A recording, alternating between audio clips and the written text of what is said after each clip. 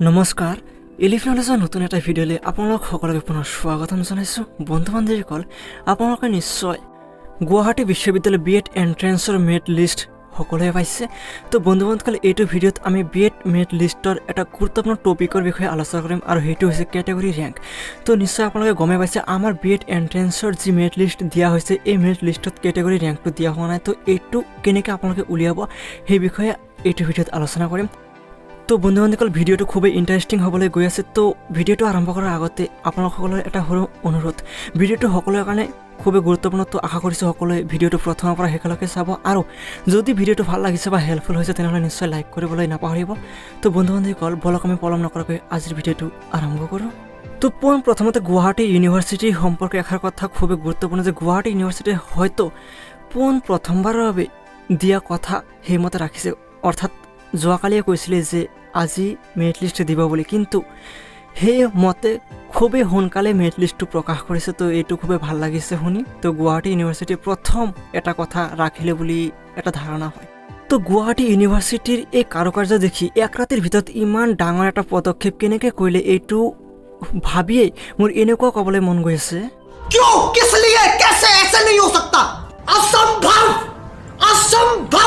তো মোৰো এনেকুৱাই অবাক লাগি আছে যে এনেকুৱাকৈ এক ৰাতিৰ ভিতৰত ইমানখিনি কাম কেনেকৈ কৰিলে। তো যিয়ে নহওক, যি কৰিছে ভালেই কৰিছে।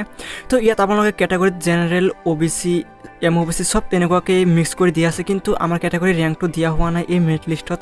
তো বন্ধু বান্ধৱীসকল, এই কেটেগৰী ৰেংকটো আমাৰ কাৰণে খুবেই গুৰুত্বপূৰ্ণ। তো আমি কেনেকৈ এইটো মেৰিট লিষ্টৰ পৰা কেটেগৰী ৰেংক উলিয়াব পাৰিম সেই সম্পৰ্কে এইটো ভিডিঅ'ত আলোচনা কৰিম।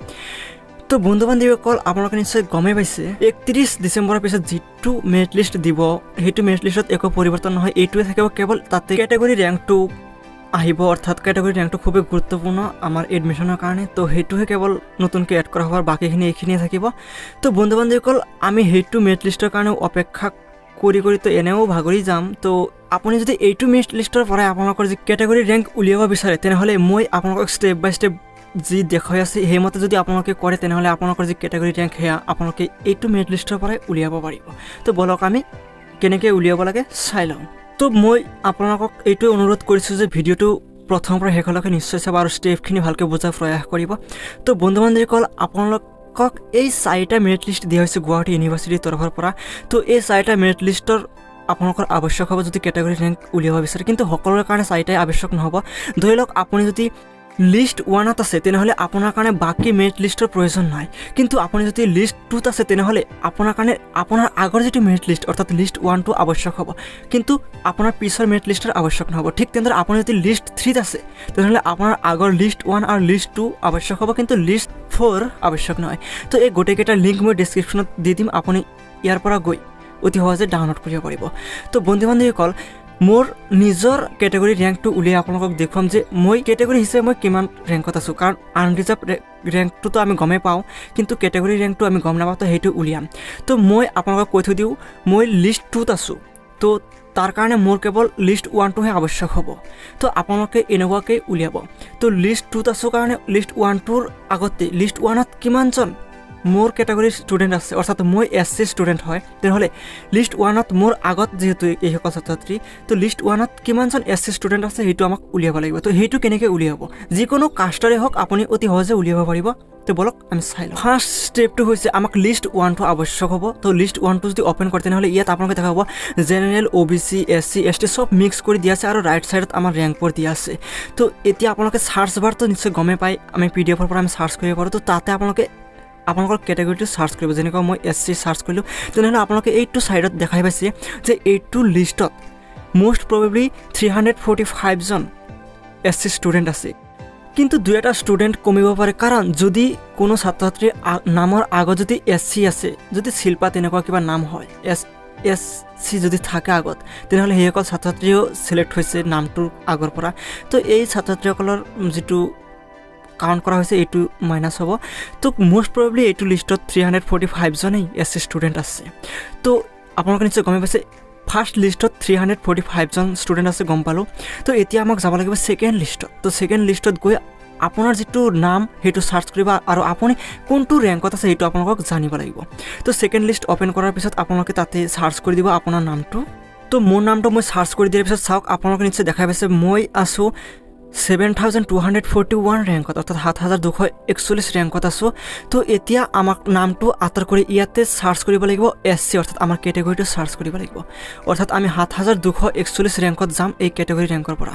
তো ইয়াত SC যদি আমি চাৰ্চ কৰোঁ তেনেহ'লে আমাৰ সন্মুখত কিমান আহিব চাওক। এইটো লিষ্টত 385জন SC ষ্টুডেণ্ট আছে। তো এতিয়া মোৰ এই ইমান ষ্টুডেণ্টৰ পৰা মোৰ যিটো ৰেংক অৰ্থাৎ এই ৰেটটো দেখাই পাইছে যিটো চিলেক্ট হৈ আছে এইটোক আমি আমাৰ নিজৰ নামৰ যিটো কেটেগৰী তাৰ ওপৰত লৈ যাব লাগিব। আৰু তাৰে কাৰণে আমাৰ এইটো যি কাৰ্চিন আছে তাতে ক্লিক কৰিব লাগিব। তাতে ক্লিক কৰি আমি আমাৰ নামৰ যিটো কেটেগৰী সেইটো চিলেক্ট কৰি অৰ্থাৎ আপোনালোকে নিশ্চয় দেখাই পাইছে কেনেকৈ এনেকৈ টিক কৰি আপোনালোকে আপোনালোকৰ যিটো নাম তাৰে আগত লৈ যায়। তো ইয়াত দুটা দিশতে লৈ যোৱাৰ অপশ্যন আছে। তো এতিয়া চাওক মই মোৰ ৰেংকৰ ওপৰত লৈ আহিছোঁ SC2।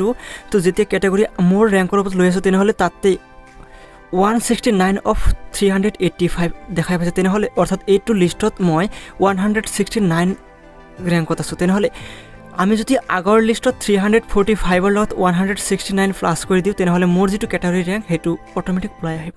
তো বন্ধু বান্ধৱীসকল এইটো নিশ্চয় গমেই পাইছে কেনেকৈ ওলালোঁ মই। তো এইটো ষ্টেপ ফ'ল' কৰি আপোনালোকে উলিয়াব পাৰিব। তো বন্ধু বান্ধৱীসকল ইয়াতে ভিডিঅ'টো শেষ হোৱা নাই, আপোনালোকক কিছুমান কথা আৰু কৈ দিবলৈ গৈ আছোঁ। আপোনালোকে এইটো নিশ্চিত কৰিব যে আপোনালোকৰ নামৰ লগৰ যিটো কেটেগৰীৰ ওপৰত এইটো চাৰ্চ বাৰৰ যিটো ৰেট এইটো আপোনালোকৰ ৰেংকৰ ওপৰত আহিব লাগিব, তেতিয়াহে আপোনালোকে এইটো আউট অফৰটো আহিব।